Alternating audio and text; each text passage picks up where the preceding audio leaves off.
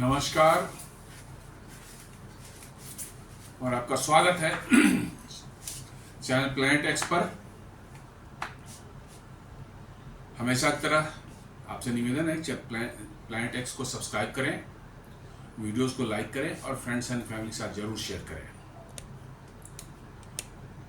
दोस्तों, कल ही एक मैं न्यूज़ देख रहा था।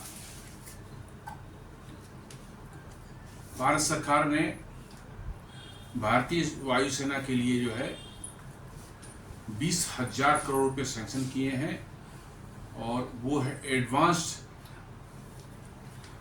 Airborne early warning and control systems aircraft जो होते हैं, जिनको अवाक्स बोला जाता है, उसके लिए, जिसके अंदर में 6 अवाक्स बनाने का प्रोग्राम है। और भी बन रहे हैं, लेकिन इस पर्टिकुलर प्रोग्राम के लिए जो 6,000 दिए जा रहे हैं, 20,000 करोड़ सैंक्शन किए गए 6 अवाक्स के लिए। तो आइए आज जानने की कोशिश करते हैं कि भारतीय वायुसेना के पास कितने अवाक्स हैं और आगे आने वाले फ्यूचर में कितने अवाक्स आने की पाइपलाइन में है, जिसके लिए पर काम चल रहा है। अवाक्स के बारे में ये कहा जाता है कि आज की मॉडर्न वारफेयर में ये एक बहुत बड़े फोर्स मल्टीप्लायर का काम करते हैं। फोर्स मल्टीप्लायर उसको कहते हैं जिस इक्विपमेंट से, चाहे जिस मतलब जो भी सिस्टम है, उससे जो है आपके लड़ाई की क्षमता जो है, एग्जिस्टिंग जो है आपके पास जो कैपेबिलिटी है, उसमें कई गुना वृद्धि हो जाती है।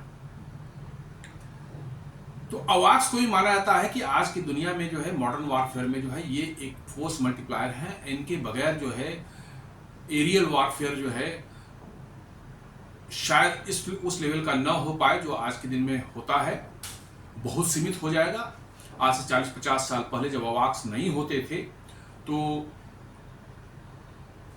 जिस तरह से एयरफोर्स आपस में लड़ती थी, बहुत क्लोज तक जाना पड़ता था उनको, मतलब कि जो है एक दूसरे के जो है, और बड़ी ज़्यादा कैजुअलिटीज होती थी और बहुत ज़्यादा जो है लॉसेस भी होते थे एसेट्स के, जो है एयरक्राफ्ट्स और अदर के जो है। अवाक्स के आ जाने के बाद से जो है धीरे धीरे इसमें इम्प्रूवमेंट हुई और अब काफ़ी दूर से, लॉन्ग डिस्टेंस से ही जो है दुश्मन के हवाई जहाज़ों को डिटेक्ट कर लिया जाता है और वो इंफॉर्मेशन पास ऑन कर दी जाती है ग्राउंड कंट्रोलर्स को, और अदर एयरक्राफ्ट जो उस एरिया में आपके इर्द गिर्द जो घूम रहे हैं उनको पास कर दी जाती है to take action against them. तो ये समझ लिए कि आपने एक बहुत ऊंचाई पर ऊपर में जाके एक पावरफुल रडार्स को डिप्लॉय कर दिया गया है, जो कि पूरे एरिया पर नजर रखता है और it starts working as a flying command and control center in the sky. Of course वो डेटा लिंक से जो है ग्राउंड से कनेक्टेड है, अदर एयरक्राफ्ट से कनेक्टेड है, बट वहां से बैठ करके आप सारे मतलब जो एरियल वारफेयर हो रहा है या सारे पूरे आसपास के क्षेत्र पर आप नज़र रख रहे हैं और साथ साथ जो है वो इंफॉर्मेशन पास ऑन अपने अदर जो कॉम्बैट एयरक्राफ्ट इस एरिया में उनको दे रहे हैं ताकि वो अप्रोप्रिएट एक्शन ले सके।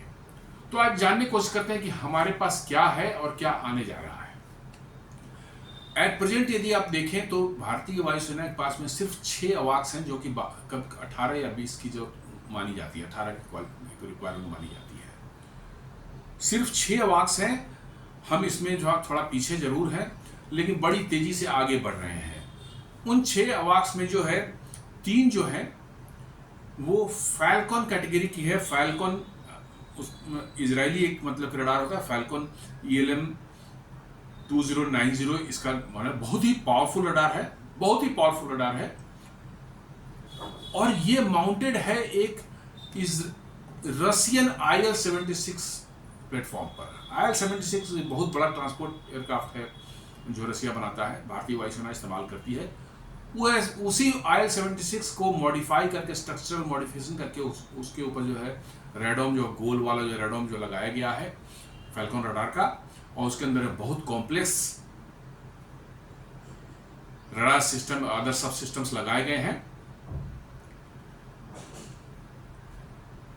ये बहुत कैपेबल मतलब कि जो है अवाक्स कैटेगरी में आता है। और काफ़ी कॉम्प्लेक्स भी है, और 400 to 500 किलोमीटर आपको रेंज देता है विथ 360 डिग्री कवरेज। आप उसका रेडोम देखे होंगे, गोल जो है वो घूमता रहता है, ऊपर में एक तस्तरी टाइप का जो है डिस्क टाइप का जो ऊपर में बॉडी के ऊपर में लगा रहता है, माउंटेड रहता है इस तरह के स्ट्रक्चर पर जो है, और वो 360 डिग्री का कवरेज देता है। Excellent performance. लेकिन ये रडार्स बहुत एक्सपेंसिव है, very expensive. Of course performance भी टॉप क्लास की है, लेकिन एक्सपेंसिव भी उतने ही हैं। और दूसरा प्रॉब्लम इस प्लेटफॉर्म के साथ में जो है, रडार साथ नहीं है, चूंकि IL-76 एक रशियन प्लेटफॉर्म है, IL-76 के साथ जो है कुछ अवेलेबिलिटी इशू रहती है।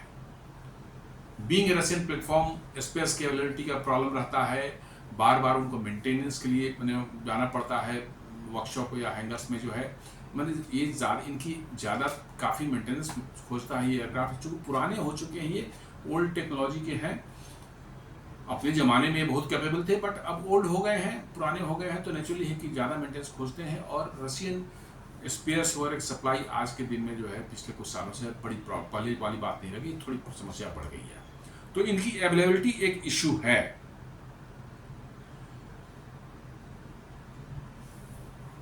तो ये रडार बहुत कैपेबल है फैल्कॉन, बट IL-76 हमारा प्लेटफॉर्म जो है थोड़ा सा प्रॉब्लम देता है, बट वी आर ऑपरेटिंग इस तरह के 3 हम ऑपरेट कर रहे हैं। और चूंकि रडार ये बहुत ही एक्सपेंसिव है और IL-76 प्लेटफॉर्म भी बहुत एक्सपेंसिव है, इसलिए जो है ये पूरा का पूरा सिस्टम जो है it is very very expensive. उसके बाद जो है भारत ने खुद, DRDO ने जो है एक नेत्रा 1 Mark 1 नाम से जो है 3 प्लेटफॉर्म बनाए, 3 रडार बनाए अवाक्स के लिए, और इनको माउंट किया गया ब्राजीलियन एक एयरक्राफ्ट मैन्युफैक्चरिंग कंपनी है इम्ब्रेयर, इनका एक प्लेटफॉर्म है ERJ-145, डुअल इंजन का एक एयरक्राफ्ट है, पैसेंजर एयरक्राफ्ट है ऑफ कोर्स। इसको इसमें स्ट्रक्चरल मॉडिफिकेशन करके जो है, जो DRDO ने जो नेत्रा रडार बनाया था, इसके ऊपर जो है स्ट्रक्चरल मॉडिफिकेशन करके, और भी मॉडिफिकेशन करने पड़ते हैं, चूंकि अब एक पैसेंजर प्लेन को आप वार जोन में इस्तेमाल कर रहे हैं, तो नेचुरली उसको अपने बचने के लिए शेफ एंड फ्लेयर डिस्पेंसर्स वो लगाने पड़ते हैं, इलेक्ट्रॉनिक वारफेयर सूट लगाना पड़ता है, देन मतलब कि radar warning receiver, missile approach warning receiver, ये सब फिट करने पड़ते हैं उसमें जो है पैसेंजर एयरक्राफ्ट में मॉडिफाई करके जो है वो सब किए गए। और ये 3 रडार बनकर 3 अवाक्स बन करके चले, ये थोड़े छोटे साइज के हैं, और इनका कवरेज जो है 240 डिग्री का है, और फैल्कॉन का है 360 डिग्री, ये है 240 डिग्री। क्यों? क्योंकि इसका रडार आप देखेंगे ऊपर में घूमता हुआ रेडोम नहीं है डिस्क टाइप का, बट रादर एक लंबा सा फ्लैट सरफेस जैसा, इतना एक बार जैसा जो है वो माउंटेड है बॉडी के ऊपर में, 120 डिग्री इस साइड और 120 डिग्री इस साइड, जो 240 डिग्री का कवरेज देता है आपको, which is quite sufficient and gives you excellent मतलब picture of the war area, जो जहां पर चल रहा है एरियल वारफेयर चल रहा है, उस एरिया का बहुत एक्सेलेंट पिक्चर देता है। और इसकी कॉस्ट कम है क्वाइट कंसिडरेबली कॉस्ट कम है as compared to the Phalcon radars. इसलिए जो है ऐसा कहा जा रहा है कि भैया फैल्कॉन डिस्पाइट ऑफ कि it is having very good मतलब परफॉर्मेंस और बहुत ही पावरफुल रडार है, लेकिन नेत्रा MK1 जो चल रहा है एम्ब्रेयर प्लेटफॉर्म पर जो है, इट इज गिविंग अस, हमारी जो जरूरतें हैं उसके हिसाब से ये काम कर रहा है और बहुत कम खर्च में कर रहा है, इसलिए इसको काफ़ी लाइक किया गया है। अभी ऐसे 3 प्लेटफॉर्म हमारे यहाँ यूज हो रहे हैं। इसकी रेंज करीब करीब 300 किलोमीटर्स का आपको देता है और 240 किलोमीटर कवरेज ये प्रोवाइड करता है। इसमें गैलियम आर्सेनाइड बेस्ड जो है रडार्स हैं, AES रडार्स लगे हुए हैं और बहुत अच्छा परफॉर्म कर रहे हैं।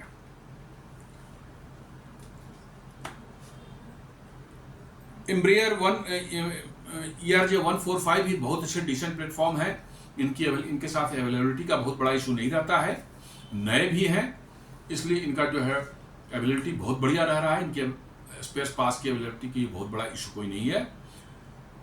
और ये बहुत ही लाजवाब परफॉर्म किया था इसने जो है बालाकोट स्ट्राइक के दौरान, और अभी रिसेंटली जो ऑपरेशन सिंदूर के दौरान।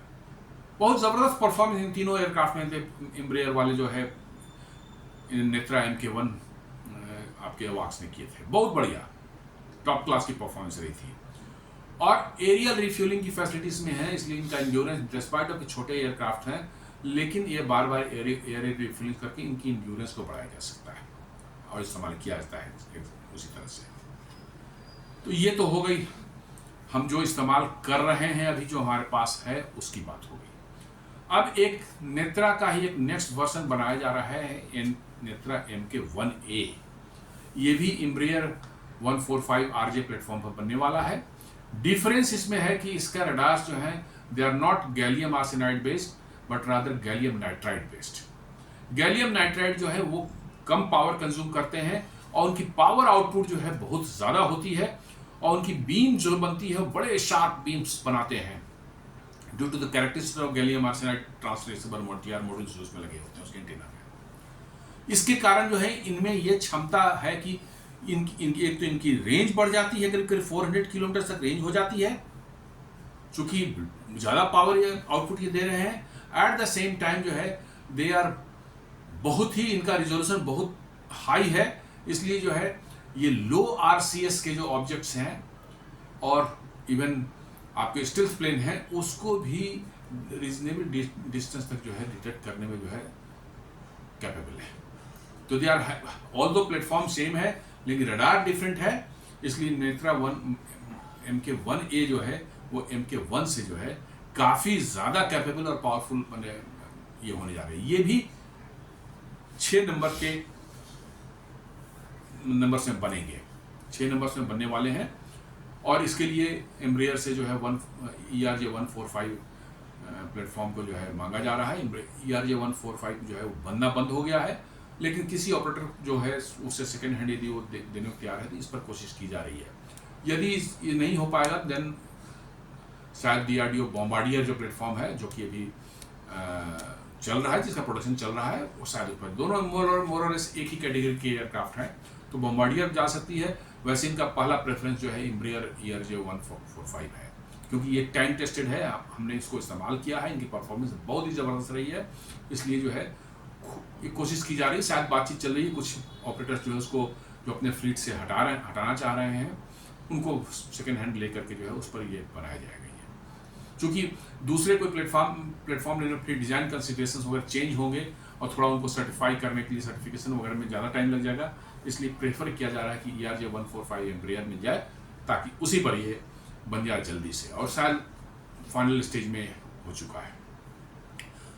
तो ये भी 6 नंबर्स के बनने वाले हैं। और तीसरा जो है वो बहुत बड़ा एक प्रोजेक्ट है जिसके लिए 20,000 करोड़ जो है अभी कल जो है न्यूज़ आई कि भारत सरकार ने सैंक्शन किया है, और वो है नेत्रा MK2। इसमें भी गैलियम नाइट्राइड बेस्ड रडार होंगे, बड़े साइज के रडार्स होंगे, बहुत बड़े साइज के रडार्स होंगे जिनकी पावर बहुत ज्यादा होगी। ये भी 6 नंबर्स में बनेंगे। डिफरेंस है इनका प्लेटफॉर्म जिस पर ये बनाया जा रहा है, वो प्लेटफॉर्म काफी बड़ा साइज का प्लेटफॉर्म है।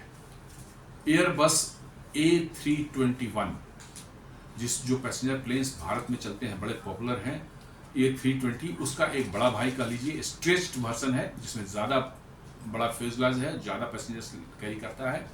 उस प्लेटफॉर्म को जो है, पैसेंजर प्लेटफॉर्म को जो है पर इसको गैलियम नाइट्राइड के जो बड़े रडार्स बनाए गए हैं, बहुत ज़्यादा नंबर ऑफ TR मॉड्यूल साथ में जो उनको जो है माउंट किया जाएगा।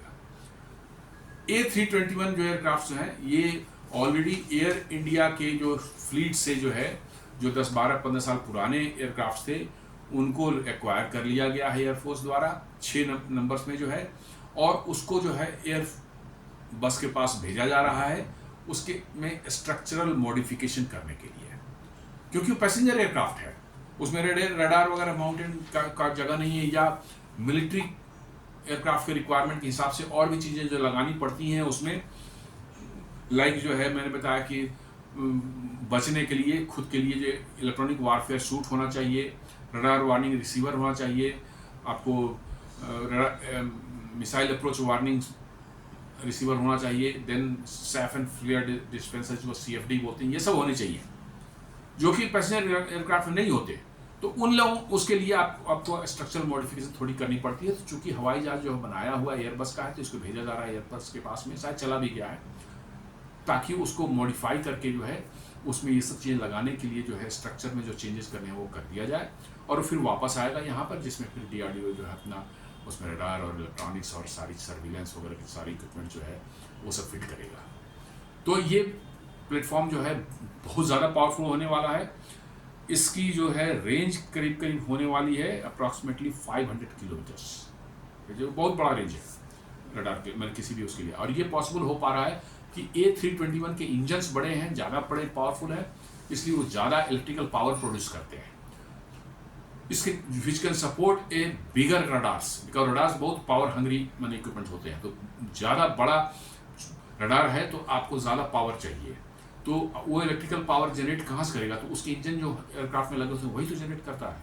तो चूंकि बड़ा एयरक्राफ्ट है उसमें ज़्यादा इलेक्ट्रिकल पावर अवेलेबिलिटी है, तो इसलिए जो है वो ज़्यादा रडार्स को जो है प्रोवाइड कर सकता है प्रॉपर सफिशिएंट इलेक्ट्रिसिटी। इसलिए जो आपको इसमें रेंज जो मिल रही है, और ऑफकोर्स माइंड इट एक गैलियम नाइट्राइड बेस्ड है जो कि कम पावर कंज्यूम करता है, लेकिन बहुत बड़ा रडार होने का इसको काफ़ी पावर चाहिए। तो समझ सकते हैं इसकी पावर आउटपुट कितनी ज़्यादा होगी, और इसलिए 500 किलोमीटर्स तक जो है आपको ये रेंज दे रहा है, और that too in a very high resolution मतलब के फॉर्म में जो है, जिससे आप लो RCS और इवन मतलब कि जो है स्टिल प्लेन को शायद डिटेक्ट कर पाए। और इसमें एक एडवांटेज है कि इसका नोज कोन जो एयरक्राफ्ट का जो बड़ा होता है, तो नोज कोन में एक सामने भी रडार लगा दिया गया है। ऊपर में बॉडी के ऊपर में जो है एक बड़ा सा एकदम बार की तरह जो रडार तो रहेगा ही रहेगा, सामने में भी एक लगा दिया गया है। इसके कारण इसकी कवरेज बढ़ गई है, और it has gone up to 300 degree. 360 degree is ideal, लेकिन चूंकि पीछे में कोई ऐसा रडार माउंटिंग का जगह नहीं है, और वो बताया ना मैंने, फैल्कॉन का जो घूमता हुआ रडोम वाला होता है वो एक्सट्रीमली एक्सपेंसिव मतलब कि वो है, और requires lot of maintenance also. इसलिए जो है वो उसको, और चूंकि ये उससे मिलता जुलता करीब करीब वैसा ही परफॉर्मेंस ये भी आपको दे रहा है, आपकी ज़रूरत पूरी हो जा रही है, तो why to go for such an expensive system. तो इसलिए जो है इसको नेत्रा MK2 को जो है डिजाइन किया गया है। इसमें जो जैसे मैंने बताया हेवी स्ट्रक्चरल मॉडिफिकेशन के लिए ऑलरेडी ये जा चुका है वहाँ पर एयरबस के पास में, और ये प्रोजेक्ट जो है 2028 में जो है 6 के 6 जो आपको जो है नेत्रा MK2 जो है ये एयरफोर्स को मिलने चाहिए, ऐसा प्रोग्राम बनाया गया है। और चूंकि ऑलरेडी जो है एयरक्राफ्ट आपके पास अवेलेबल है, रडार आपके पास अवेलेबल है, तो ऐसा माना जाता है कि मॉडिफिकेशन होकर 1.5 साल के अंदर में आ जाएंगे, तो 3 साल के अंदर प्रोजेक्ट पूरा हो सकता है, और which will definitely enhance the capability of IAF many fold, कई गुना उस जो है IAF की इंडियन एयरफोर्स की कैपेबिलिटी बढ़ाएगा ये।